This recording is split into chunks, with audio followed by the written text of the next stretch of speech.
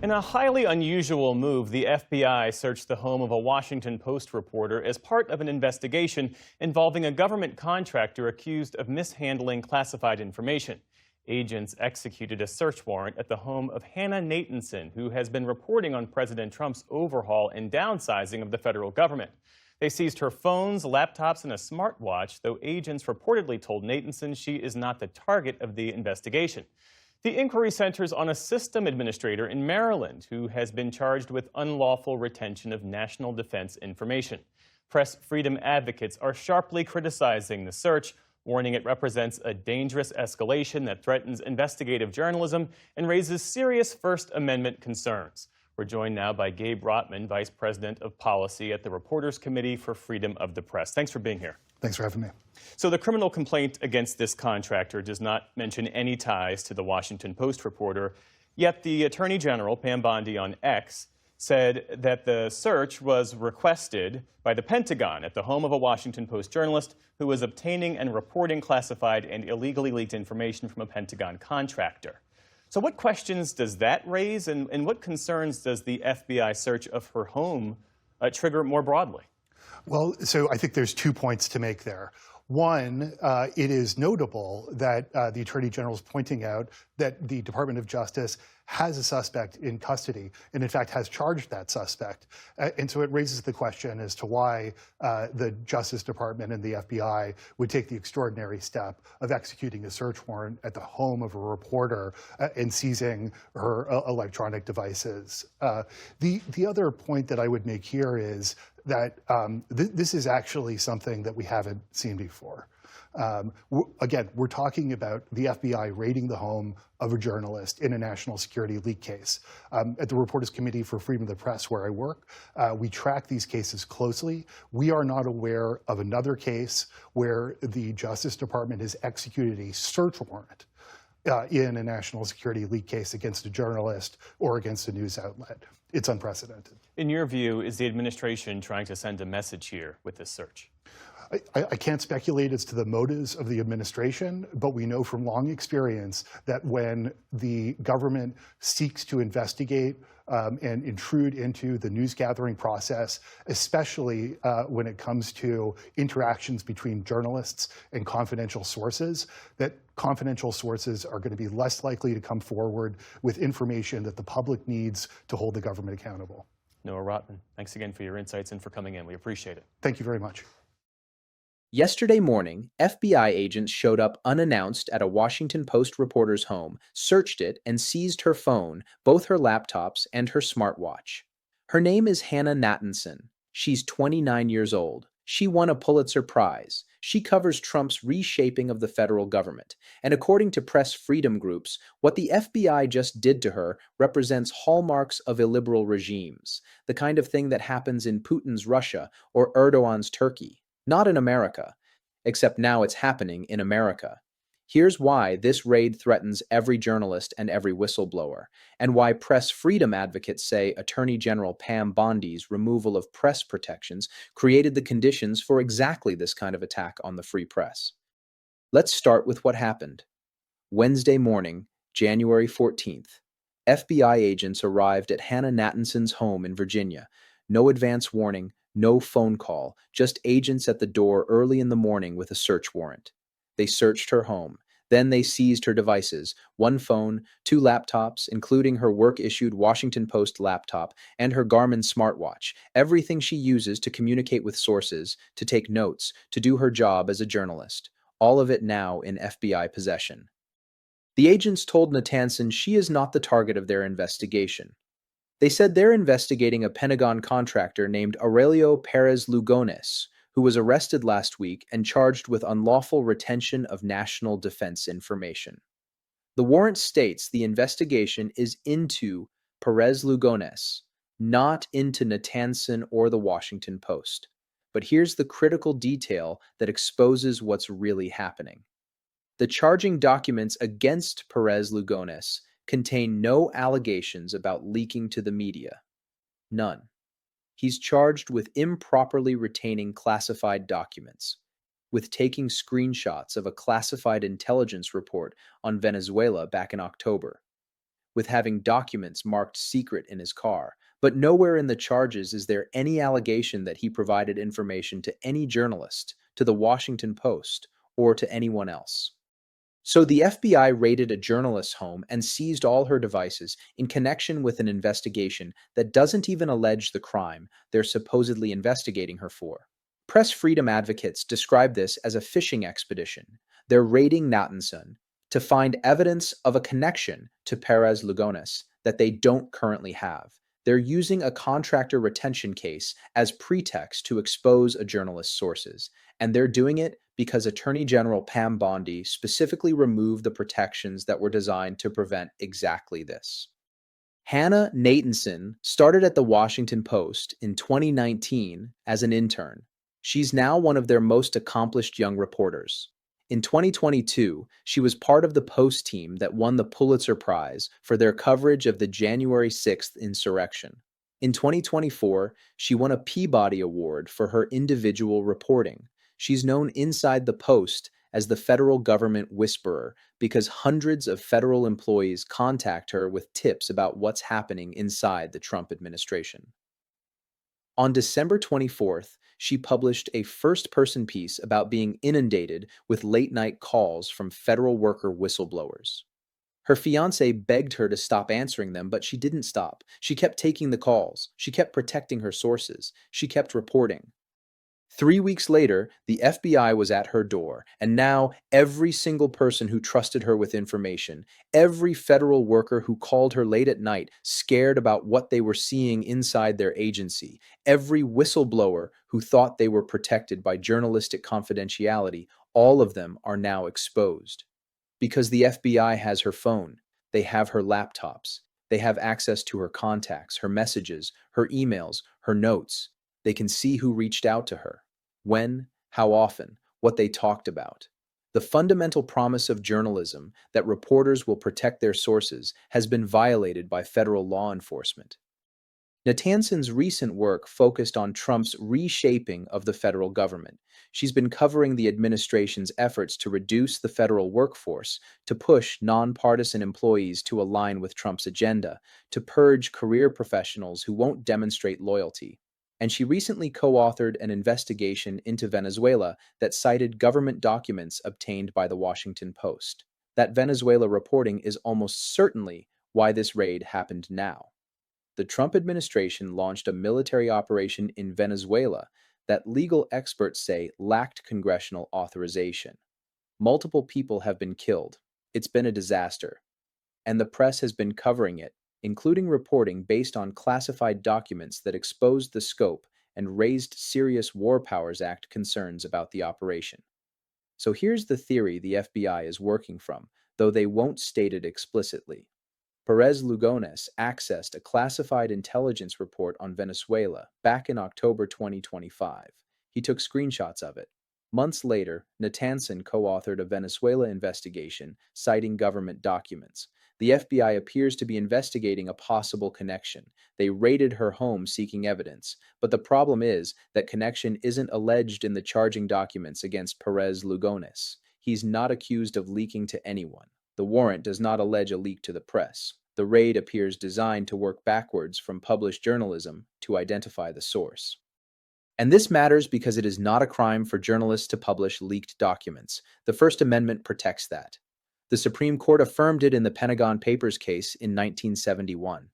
Daniel Ellsberg, who leaked the Pentagon Papers, faced criminal charges. The New York Times, which published them, did not. Courts have reaffirmed this principle again and again. Sources who leak classified information can be prosecuted. Journalists who publish that information are engaged in protected activity. Clayton Weimers, the executive director of Reporters Without Borders USA, stated it clearly. Quote, journalists are legally permitted to publish government secrets, and the courts have again and again reaffirmed that First Amendment right, end quote. But Attorney General Pam Bondi doesn't care about that constitutional protection. In her statement celebrating the raid, she said the FBI executed a search warrant at the home of a Washington Post journalist who was obtaining and reporting classified and illegally leaked information from a Pentagon contractor. Listen to that carefully. Bondi is describing journalism, Obtaining information and reporting it is literally what journalists do. That's the job. And Bondi is framing it as if it's criminal activity. She's conflating the source's potential crime with the journalist's protected conduct. She's criminalizing the act of journalism itself. Bondi also said she's proud to work with Defense Secretary Pete Hegseth on this effort. She expressed pride in raiding a journalist's home. She's celebrating seizing devices that expose hundreds of confidential sources. She's celebrating actions that press freedom experts say are hallmarks of illiberal regimes. And this raid became possible because Bondi removed press protections back in April 2025. Former Attorney General Merrick Garland had implemented a policy restricting federal prosecutors from forcing journalists to reveal their sources.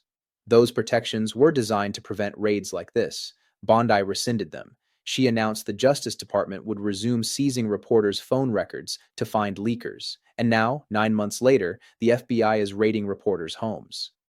The foreseeable result of dismantling those safeguards was exactly this. The timeline is clear. April 2025, Bondi removes protections. January 2026, FBI raids Natanson's home. Whether by design or predictable consequence, Bondi created the conditions for this to happen. And her statement makes clear she views it as a success, not an abuse. The message is unmistakable. To journalists, we will raid your homes if you report on classified information. To whistleblowers, we will expose you if you talk to the press. To the public, you will not know what your government is doing because we will terrorize anyone who tries to tell you. FBI Director Kash Patel issued his own statement describing the raid. He referred to Natanson as merely an individual at the Washington Post, as if being a journalist doesn't matter, as if she's some random person who happens to work there rather than someone engaged in constitutionally protected activity. He said she was allegedly obtaining and reporting classified sensitive military information. Again, that's journalism. That's what reporters do. He claimed this endangered warfighters and compromised national security. But the Venezuela operation Natanson reported on was already public. It was ongoing. Reporting on it didn't create new security risks. According to legal experts, it exposed a military action that Congress never authorized, and that's resulted in multiple deaths. President Trump himself weighed in from the Oval Office, declaring the leaker on Venezuela has been found and is in jail right now. But that's not what Perez Lugones is charged with. He's charged with retention, not leaking. Trump is announcing guilt before trial, linking the contractor to Venezuela reporting without evidence and declaring victory in a leak investigation that doesn't officially exist. It's all performance. Authoritarian theater designed to intimidate the press and justify further crackdowns. The Washington Post responded through executive editor Matt Murray, who sent a memo to the newsroom laying out what happened. He noted that agents showed up unannounced, searched Natanson's home, and seized her electronic devices. He acknowledged that the Post was told Hannah and the paper are not targets of the investigation. But then he made the key point, quote, "Nonetheless, this extraordinary aggressive action is deeply concerning and raises profound questions and concern around the constitutional protections for our work," end quote. Because the distinction between being a target and not being a target is meaningless when the FBI seizes all your devices anyway. Natanson's sources are exposed either way. The chilling effect on future sources is the same either way. The violation of journalistic confidentiality happens either way. Press freedom organizations immediately condemned the raid in the strongest possible terms. Jamil Jaffer, executive director of the Knight First Amendment Institute, said, quote, "Searches of newsrooms and journalists are hallmarks of illiberal regimes, and we must ensure that these practices are not normalized here," end quote. That's the framing that matters. Hallmarks of illiberal regimes. This is what Putin does in Russia, what Erdogan does in Turkey, what Xi does in China. Authoritarian governments raid journalists to silence them, to expose their sources, to make reporting so dangerous that people stop doing it. And now it's happening in the United States under Trump. Bruce Brown, president of the Reporters Committee for Freedom of the Press, pointed out that physical searches of reporters' devices, homes, and belongings are some of the most invasive investigative steps law enforcement can take. This isn't comparable to a subpoena for phone records, which journalists can fight in court. This is agents showing up at your door unannounced, searching your home, taking everything you use to communicate. It's a level of invasion that even past administrations that aggressively pursued leak investigations stopped short of. The Obama administration went after leakers hard. They used subpoenas for journalists' records, but they didn't raid homes. The Bush administration investigated leaks, but they didn't raid homes. Trump is escalating beyond what his predecessors did. David McCraw, the top newsroom lawyer at the New York Times, called the search a stark threat to free press rights, explaining that actions like this inevitably impede reporters' ability to gather news in the public interest, and as a result, make the government less accountable. That's the chilling effect in concrete terms.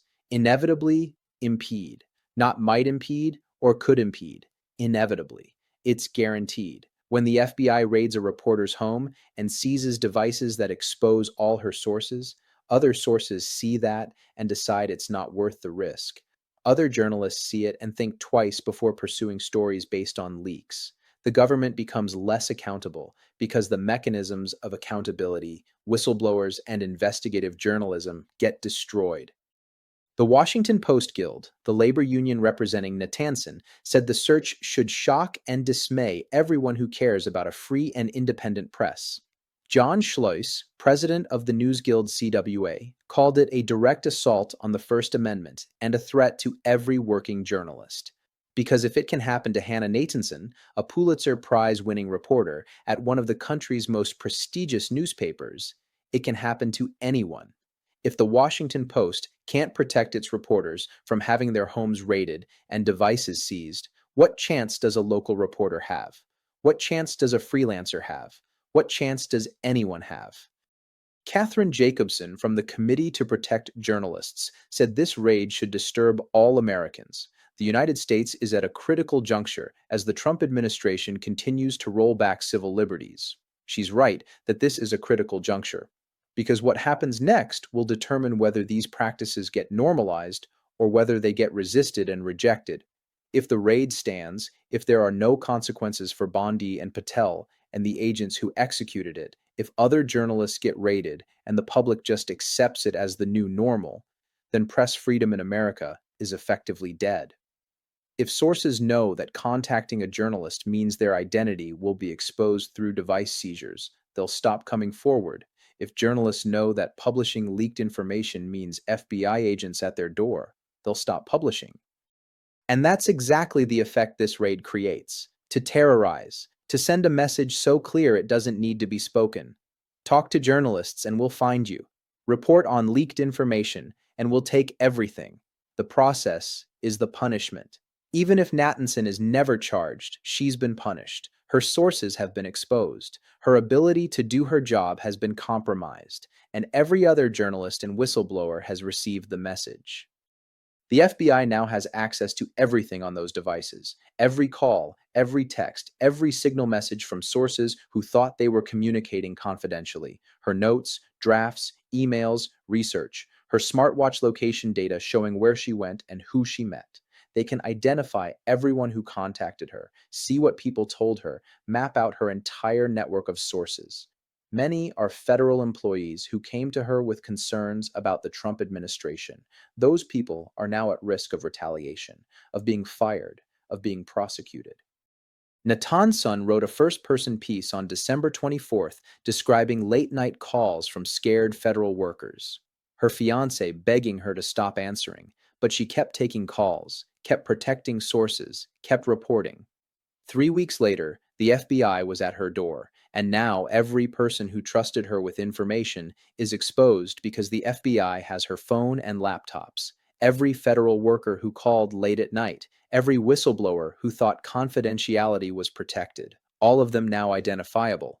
The fundamental promise of journalism, that reporters will protect sources, has been violated by federal law enforcement.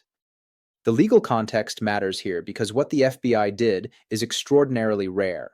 Even administrations that aggressively pursued leak investigations typically used subpoenas, not search warrants. They'd subpoena phone records or email records, which gives the journalist and their news organization a chance to fight it in court, to assert privilege, to argue against disclosure. It's adversarial, but it follows a process. A surprise raid at someone's home is different. There's no advance notice, no opportunity to contest it before it happens, no chance to protect sources proactively. The agents just show up, search everything, take everything. It's one of the most invasive tools law enforcement has, and using it against a journalist for doing journalism is unprecedented in modern American history. Bondi's statement referred to the Pentagon as the Department of War, which isn't its official name. Trump rebranded the Department of Defense to Department of War as authoritarian signaling, an explicit embrace of militarism. And Bondi used that language in her statement, celebrating the raid on a journalist. She said the raid was executed at the request of what the administration now calls the Department of War, meaning Pete Hegseth asked for this. The defense secretary wanted a reporter raided for covering Venezuela, the same Pete Hegseth who threatened to strip Senator Mark Kelly's military pension for warning troops they can refuse illegal orders. He requested the raid, Bondi executed it, and both expressed pride in the action. Bondi claimed in her statement that reporting leaked, classified information poses a grave risk to our nation's national security and the brave men and women who are serving our country. But that's propaganda.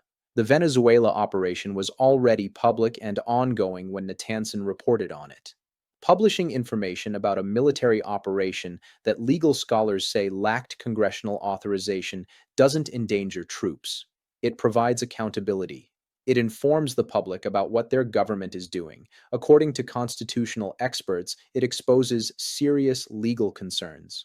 The real threat to those serving isn't journalism. It's being sent to military operations without proper authorization, without proper justification, in actions that experts say may violate domestic and international law. That's what endangers service members. Natanson's reporting exposed those concerns, and the Trump administration is punishing her for it. This raid also fits into a broader pattern of attacks on press freedom under Trump. The House Oversight Committee subpoenaed journalist Seth Harp over a social media post that shared publicly available information. The Society of Professional Journalists and over 20 press freedom groups called on Congress to drop it. Trump has repeatedly called the press the enemy of the people. He's threatened to prosecute journalists. He's promised to open up libel laws to make it easier to sue news organizations. And now his Justice Department is raiding reporters' homes. These aren't isolated incidents. Press freedom advocates describe this as a systematic assault on journalism with the effect of making accountability reporting impossible. What happens next matters enormously. Natanson is without her devices. She can't work. Sources are too scared to talk after seeing what happened. The Post will likely challenge the seizure, but the damage is done. The FBI will analyze everything and identify sources. Some might face prosecution or retaliation. Other journalists are watching and self-censoring. Sources won't come forward because confidentiality can't be guaranteed. And there will almost certainly be more raids. Bondi said she's proud. Patel celebrated it.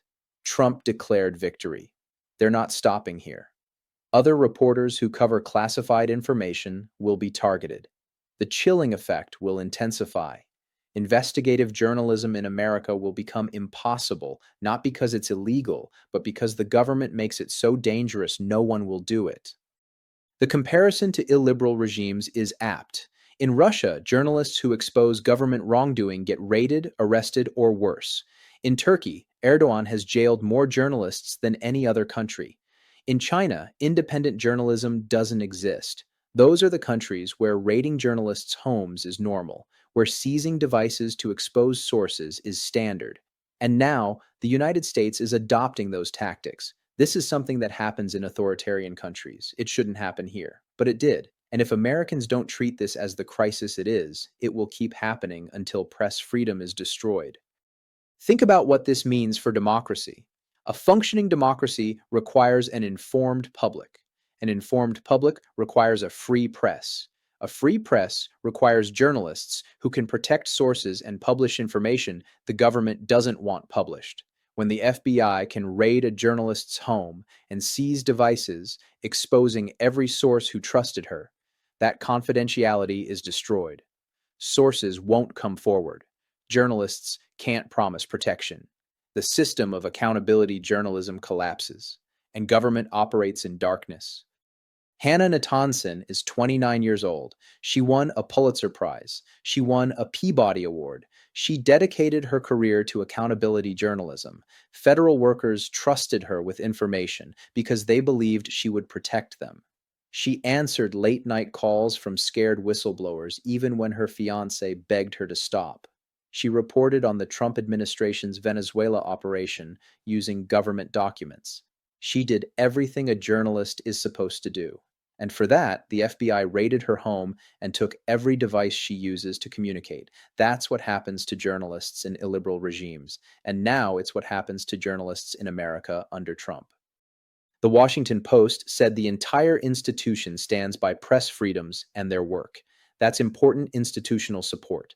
But institutional support isn't enough. Bondi removed the protections. The FBI executed the raid. Trump celebrated it. Unless there are consequences, unless Congress investigates, unless courts intervene, unless the public demands accountability, this will continue and escalate until the free press exists, in name only. This is the critical juncture Katherine Jacobson described, the moment where we decide whether raids on journalists become normalized or rejected as authoritarian attacks. Whether we accept that publishing leaked information can result in FBI agents at your door. Whether we're okay with the Attorney General proudly raiding reporters and the President declaring victory. Whether press freedom means anything in practice or just exists as an abstract principle the government violates whenever convenient. Every person who contacted Hannah Natanson is now exposed because the FBI has her devices. Some will face retaliation. Some might face prosecution. All will regret trusting a journalist. And every other potential source watching will learn the lesson. Don't talk to reporters. Don't expose wrongdoing, because they'll find you through her communications, and then you'll face consequences. Pam Bondi removed press protections in April, creating conditions for more aggressive pursuit of leaks. She announced new Justice Department tactics against journalists. Raids like this became possible, and when it happened, she said she was proud. Whether deliberate or predictable, the effect is unmistakable. Terrorize journalists, expose sources, make accountability reporting dangerous. Sources are exposed. Journalists are scared. Whistleblowers are silenced. Hannah Natanson can't do her job right now. She doesn't have her devices. Sources won't talk after seeing what happens. The hundreds of federal workers who trusted her are exposed. The accountability journalism she was doing has been disrupted. The foreseeable consequence is one less reporter covering the reshaping of federal government. The effect accomplished what critics say was the goal. This wasn't about finding evidence against Perez Lugones. Press freedom groups warn this functions to destroy her ability to report and send a message to every journalist and source. We will raid you. We will take everything. Stop reporting on us. Press freedom groups are calling this hallmarks of illiberal regimes because that's exactly what it is. Authoritarian governance, using law enforcement to terrorize the press, raiding journalists' homes to silence them, seizing devices to expose sources, criminalizing journalism by conflating it with the source's crime. Putin does this. Erdogan does this. She does this. And now Trump, Bondi, Patel, and Hegseth are doing this in America to a Pulitzer Prize winning reporter at the Washington Post for reporting on a military operation that legal experts say lacked proper authorization. That's the critical juncture, and what happens next will determine whether American democracy survives. Thanks for spending a few minutes digging into this with me. If you want more grounded, progressive commentary without the outrage bait, subscribe and stick around. Every time you watch, share, and engage, it helps build a community that believes democracy is worth understanding and defending. I'll see you in the next video.